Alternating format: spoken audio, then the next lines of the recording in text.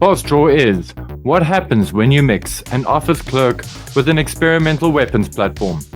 Fast draw is not an effective method of contraception. In 1987, the world was graced with this bombastic figure.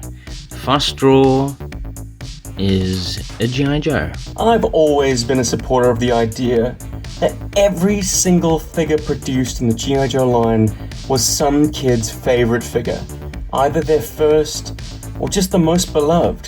Their eye fell upon a figure and they thought, this guy is my main guy. So in that vein, I'm dying to hear from the Fast Draw fans out there. How did you use this guy? Because as far as I'm concerned, he's a one-trick pony, and once his 2 missiles are spent, he's very, very background. Didn't come with a rifle, very much a single-minded, single-use figure. But I've managed to find other uses for him. Elliot Brown is apparently from Collierville, Tennessee. He's into ordnance and is a Clark typist. Unfortunately, there's not much more I can tell you about his character. His file card seems more obsessed with the rocket launcher system that he comes with than kind of characterizing who Elliot really is. And in looking through the comic books, I could only find him in one Action Force Weekly comic, as well as I think in a single issue of G.I. Joe. Wonderfully illustrated by Todd McFarlane, the G.I. Joe issue was. But yeah, very lacking in personality. His only character trait is he thinks of himself as a cowboy western guy, and he's fast on the draw. So in essence, he's kind of a more boring version of the Cobra equivalent that will come out several years later in 1990. And of course, I'm speaking of Metalhead, made famous by the Deke cartoon series, and he has a constant obsession with blowing everything up. Hose Man, expendable. Cool looking figure, great accessories, but kind of a blank slate when it comes to at least established characteristics, which I suppose, is probably a good thing. It would allow you to kind of imprint yourself upon him and kind of like give him his own character that you maybe want to give him. Fast Draw is my standard persuader gunner. And I think he looks pretty snappy up there, to be honest. The red helmet gives you a nice pop of color. The green kind of meshes with the very standard G.I. Joe green of the vehicle.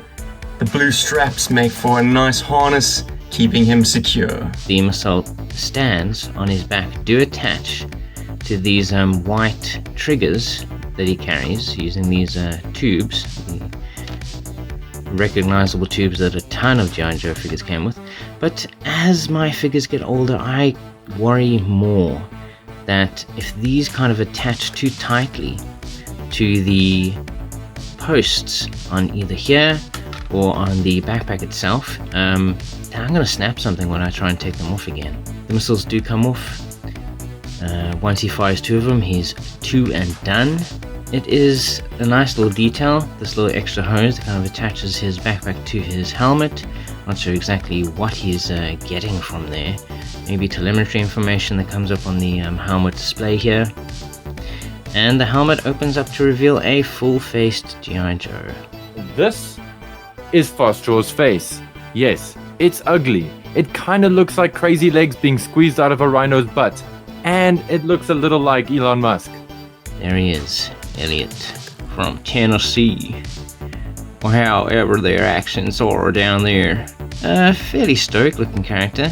It doesn't look like the sort who kind of wants to constantly draw on tanks. But wait. If you do this... there we go. Much better. A mix of colors on this character, from red to bright blues, grays to greens. It's kind of a mishmash. What I am not a fan of, though, is the color choices. And for the longest time, they have helped to obfuscate this figure's awesome sculpt. In any other color combination, I think this guy would have shone brightly on the pegs. For my money, replace the gray with silver, replace the green with, I don't know, kind of a light blue or something. Bang! Interesting figure. The base figure's got an embarrassment of riches when it comes to sculpted textures. We've got this padding, which no doubt protects him, but even his undershirt or overalls have a nice wrinkle to them. They've got these elastics to gather the sleeves, making them, I suppose, easier to tuck into his gloves. He's very, very well protected, and even has some very swish Flash Gordon shoulder pads. Fast Draw's protective gear is awesome. I absolutely love that it screams experimental safety gear and that it has similarities to designs that you would see in Metal Gear Solid. The backpack itself is nicely designed. Lots of little greebly details going on there.